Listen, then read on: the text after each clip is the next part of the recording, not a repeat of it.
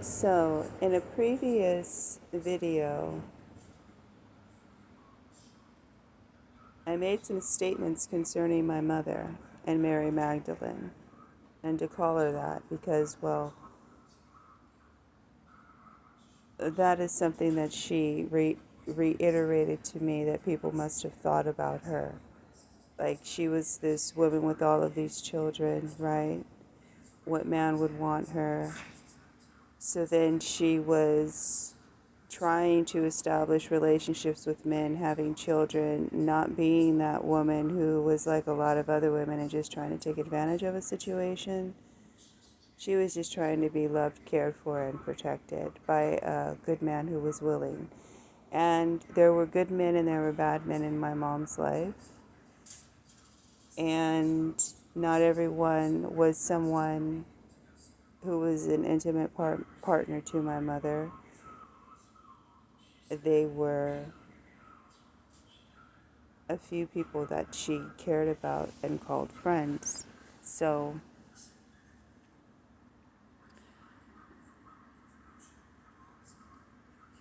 some of the decisions that my mom made for herself also left me in very vulnerable situations in my life where I didn't have anyone on my side other than Jehovah, and He's the only one that I could rely on.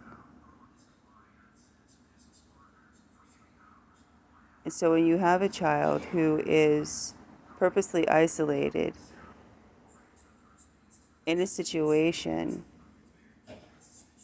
without a mother who is able to be there in the moment, you have to learn how to survive in that moment. And you are subjected to a lot of things, and that includes predators. And the men have already said it best. Men who are predators, sexual offenders, and things of the sort, they will prey on people who are like myself and other people. When I am in or around anybody who is predatory or anyone who is like that, it is a situation of circumstance. Those circumstances apply to my life and to my entire story that I am telling. There are so many details that I have not added to anything that I have said. People wouldn't know one way or the other.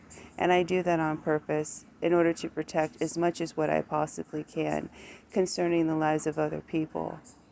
And again, if people are going to make me the focal point, make me the focal point. I can take the blame. I can take it. But I'm only going to take the blame that is due me. No one else has to forgive me.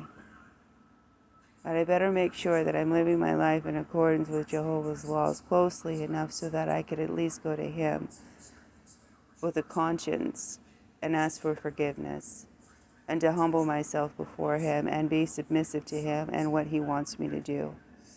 I can watch my mouth a lot more clear. I really don't know who belongs to who out here.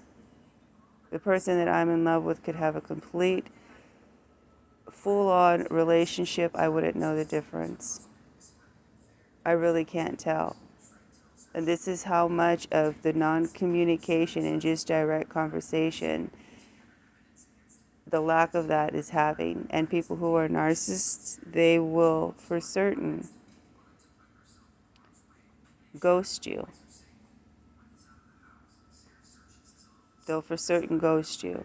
If I don't take some time off of here, I'm going to look like a hypocrite. I want to be quiet. I don't want to talk. But I am up because this is how my condition works with stress and other things that are going on. So I talk myself through these things, whether I am talking with you all here or if I'm in conversation with Jehovah. And at this time, it is both.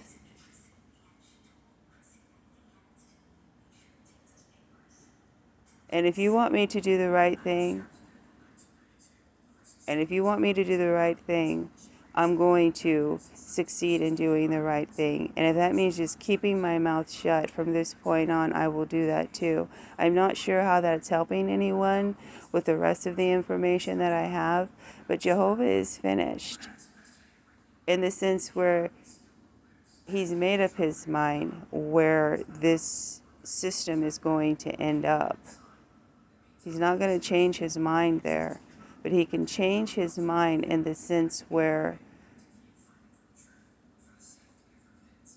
if anybody is not living up to his laws or anybody sways away from that, he can not see you fit for life. So that's the changing of the mind that I'm speaking of. Jehovah never changes. He's steady ahead forward, which I am continuously pushing forward to do. Because if I sit and I stand and I wait and I continue to reflect on the past without having a bright, hopeful future to look forward to, I'm going to be stagnant. I don't want to be stagnant.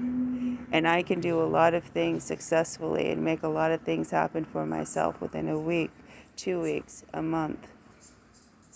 I can do all of the above. But I'm tired. People say, well, you smoke weed, that's why you're tired. No, I'm tired because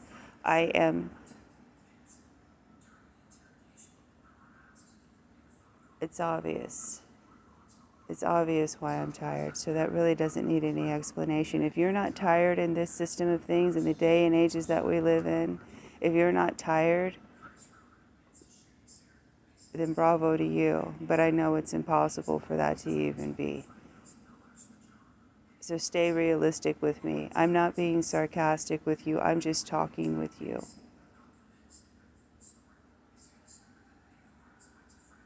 So if the joke's on me, let the joke be on me. Seriously, I really don't know what's going on.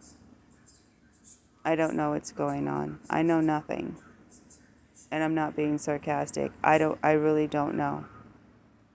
I don't know. Because at this point, I need direct conversation. And people are ghosting right now. And it's not safe to do a lot of things for other people right now. So I am within limits on how I'm going to be able to maneuver around all of this. And if I'm aggressing men, I'm going to be aggressive when I feel that my well-being is being put in jeopardy. And it's being made to look like it's not being put in jeopardy. I'm going to figure out a way to prove exactly what is going on with me. Every last single drop of it. I'm going to talk about it. I'm going to document it because you all are not going to continue to keep doing what you've been doing to me my entire life without there being evidence of that, which is why I am in the state of mind and who I am today. There are a lot of mistakes made in this family along the way by everyone. If I am guilty of making mistakes towards anyone in this family, then everyone else is also guilty of that. But it's about me, so I take full responsibility for my participation in that. What do apologies or any of those things matter when people are still actively participating in the behavior that they're participating in that contributes to my state of mind, no matter where you think my state of mind is?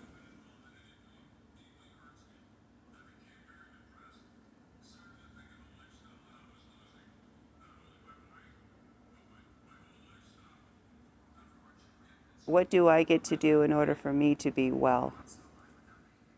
What type of self-care applications can I apply to my life in order so that I can be well? So then people will say, well, you shouldn't just give away all of your money. I haven't given away all of my money. I've only given what I've had. And in some instances, some of it has been returned and at the proper time. But I give credit to the people who were kind enough to give it to me. So Jehovah saw that they were fit to give it to me, or he used them to give it to me no matter how their heart condition was. It worked out. This place works out just fine for me. I don't have too much of a complaint other than people sitting at the gossip table gossiping.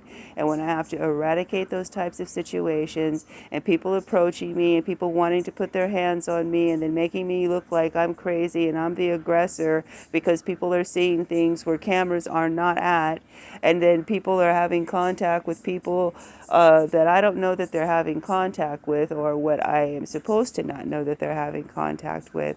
But all of these things are still coming right back to me. Because what you want me to know, you want me to know that you know. I already told you I know that you know. But why do you know? Why do you know, and why have you been there and I not know that you're there? Why? Why was it so important for you to not let yourself be known to me in my presence? Why were you watching me like that? And where am I wrong to ask you why were you doing that? How is it that I always go wrong with the why question when it's just as simple as a true answer?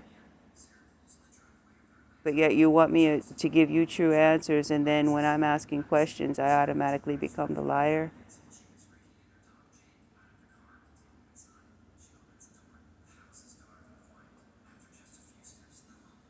I don't have to be right, but I do have to be all right. And that's what I am betting on Jehovah for. So Jehovah gets my vote. I don't do, say, feel, believe, think, or activate myself in a lot of ways that you all say that I do, or that you all do.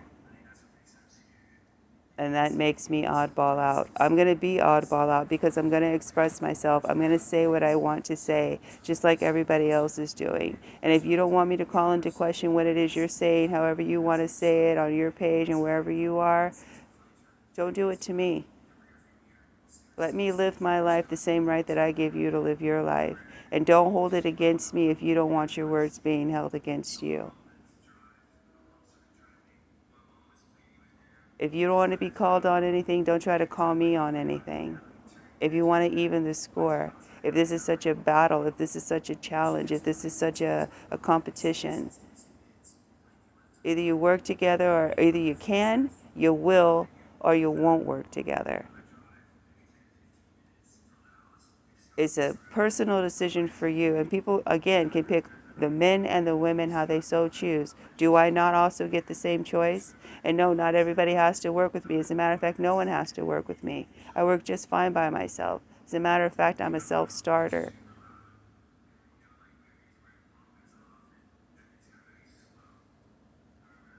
But don't try to mute my conversation if you're able to converse with everybody who you want to converse with, even though those people have been brought up for question. Don't go conversing with people who have been brought up to question by me and then turn around and question me about who you're conversing with. Or expect for me to break down the code. I'm only going to break down the code the way the code is going. From the perspective of me, this is what this looks like. The rest is up to the individual to break it down how they like. But don't get upset with me when I'm supposed to be the homie and I'm trying to protect people and I'm like, hey, this isn't right, that's not right. And people can come tell you, hey, she's not doing right, that's not right about her, she messed up, or, don't vibe with her. People can tell you whatever they want to, but that doesn't make me any less loyal of a person. I'm still going to say something. I'm still going to look out for the next person. Because if I've been imperfect my entire life, protecting my family, and my family's been imperfect my entire life, and they've been at times in their lives protecting me, then I must be doing something right along the lines of protecting myself and other people, especially since you all don't know the stories that I've been through. If you think that me almost being aborted because people were trying to talk my mom into aborting me was a survival story, me almost falling off a roller coaster and my sister saving me from doing, you think those are stories? Oh, you haven't heard nothing yet.